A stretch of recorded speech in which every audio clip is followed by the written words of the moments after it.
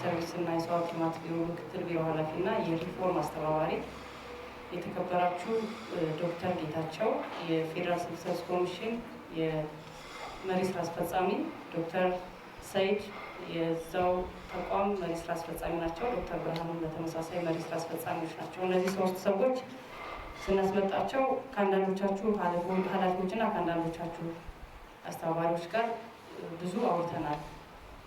ይሄ ሪፎርም ስንመራ ከዚህ በፊት የነበረው የፌዴራል ሲቪል ሰርቪስ እና የክልል ሲቪል ሰርቪስ ቢሮዎች በተቀናጀ መንገድ ስልጠና እየተሰጠ ሰነዶች እየታዩ ነው ሲመራ የነበረው።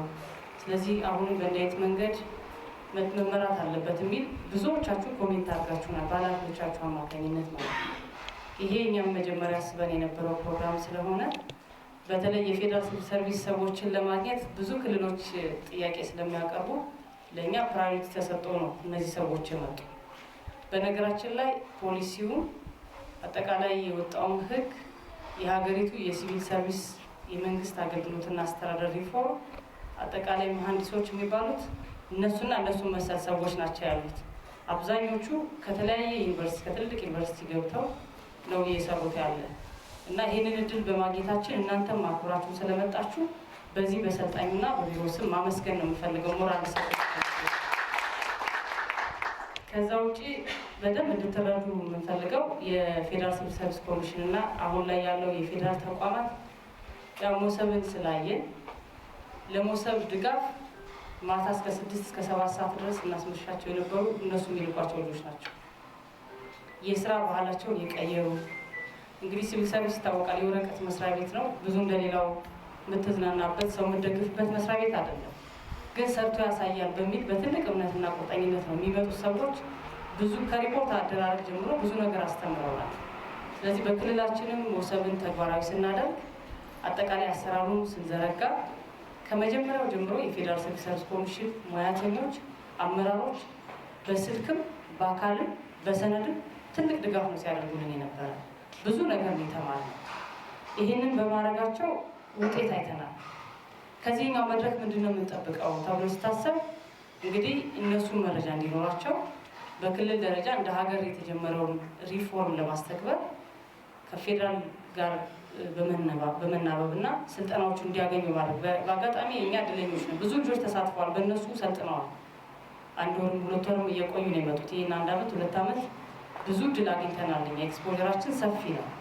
ይህንን ስናደርግ የ8 ተቋማትን እንደዚህ እናደርጋለን ስንል መጀመሪያ መነሻችን ሀገር አቀፉ ሪፎርም የተነሳበትን ፖሊሲ ታሳቢ ያደረገ ፍኖተ ካርታ እንደ ክልል አዘጋጅተን አዋጁንም ከፌዴራል ካዘጋጀው አዋጅ ጋር ሕጉ በሚፈቅድልን በሕጉ መሰረት አዘጋጅተን ከነዛ የተቀዳ ደግሞ ማስፈጸሚያ 10 የሚሆኑ ስትራቴጂዎችን ለዛ ደግሞ ማስተግበሪያ የሚሆኑ ማንዋሎችን እያዘጋጀን እንገኛለን። ይህን ታሳቢ አድርገን ኢናጎሬት ባደረግንበት ሰዓት 8 ተቋማትን እንደ ሌሎቹ ፌዴራልም እንዳደረገው 8 ተቋማትን ለይተን የገባል። 8 ተቋማት የራሳቸውን እቅድ አዘጋጅተዋል። የራሳቸውን ሰው ዴሊጌት አድርገዋል። አንዳንዶቹ እንደ ግብርና ቢሮ አይነት ተቋማት እንደ ትምህርት እዚህ ሰው ማስቀምጠው እያሰሩ ያለዋል። ድጋፍ ግን ይፈልጋሉ ሁሉም ማለት ነው። ወጥና ተመሳሳይ ባይሆን እንኳን አንድ አይነት ባይሆን እንኳን አሰራሩ ግን ተመሳሳይ ነው። እንዴት አገልግሎት ሊለይ ይችላል? ሰርቪስ ታክሶኖሚ እንዴት ይሰራል? ነፃና ገለልተኛ ማለት ምን ማለት ነው? የሰው ሀብት ብቃት ማለት ምን ማለት ነው? ይሄንን ሁሉ በደንብ ወጥ የሆነ አሰራር ለመዘርጋት የዚህ ስልጠና ዋና ዓላማ ይሄንን መጀመሪያ ዙር የመጀመሪያ ዌቭ የገቡ ተቋማትን ለማብቃት ይሄንን ሰርቶ ደግሞ ለሁለተኛው ዙር ሽግግር ለማድረግ ወሳኝ ነው ማለት ነው። ስለዚህ ይሄንን መድረክ ስናመቻች የፌዴራል ሲቪል ሰርቪስ ኮሚሽን ያው ሁሉም ክልሎች አሁን እነሱ እንትን ሲያደርጉ ሲዳማ ጠይቀዋል፣ ሌሎች ክልሎች ጠይቀዋል። ግን እኛ ካለንበት ነባራዊ ሁኔታ አንጻር ወደዚህ መግባታችንም ለፌዴራል ትልቅ ነገር ስለሆነ ቅድሚያ ይሰጣቸዋል ተብሎ ነው የተመጣው። ስለዚህ ይሄንን 3 ቀን እዚህ ከተቋም የተሻሉ ተብላችሁ የተመረጣችሁ ሰዎች ናቸው የገባችሁ። ከየተቋሙ በደንብ ያልገባንን ነገ ከነገ በኋላ ሌሎችን ሁለተኛው ለሚገቡትን የምናበቃው እኛ ስለሆን፣ ሶስተኛ ለሚገቡትን የምናበቃው እኛ ስለሆን በደንብ በትኩረት ሰጥተው መከታተል ይፈልጋል። ያልገባንን ጥያቄ ማንሳት ይፈልጋል። በደንብ ተረድተን መሄድ ያስፈልጋል። ትልቅ ቫልዩ የሚሰጠው ስልጠና ነው። ለእኛ ለአማራ ክልል የመንግስት አገልግሎት ሪፎርም አጠቃላይ ለምናደርገው ሪፎርም የዛሬው ስልጠና ትልቅ ዋጋ አለው። እንደ ቢሮ ትልቅ ዋጋ ሰጠን ነው እየሰራን ያለነው። በፌዴራል ደረጃም ይሄ ትልቅ ዋጋ ተሰጥቶት ነው እና አጠቃላይ ስልጠናውን በጥብቅ ዲሲፕሊን ነው የምንመራው፣ በእውቀት ነው የምንመራው። በየቦታው የጀማመርናቸውን ነገሮች ያልገቡንና ነገ ልንሄድባቸው ያሰብናቸውን ነገሮች ክሊር መሆን የምንፈልግባቸው ናቸው። ይሄ 3ቱ ብቻ ነው። ሌላ ዙር ስልጠና አለ። በሌሎቹ ፒላሮች ደግሞ ወደ 7 አምዶች አሉ። በሌሎቹ ደግሞ ስልጠና ይሰጣል።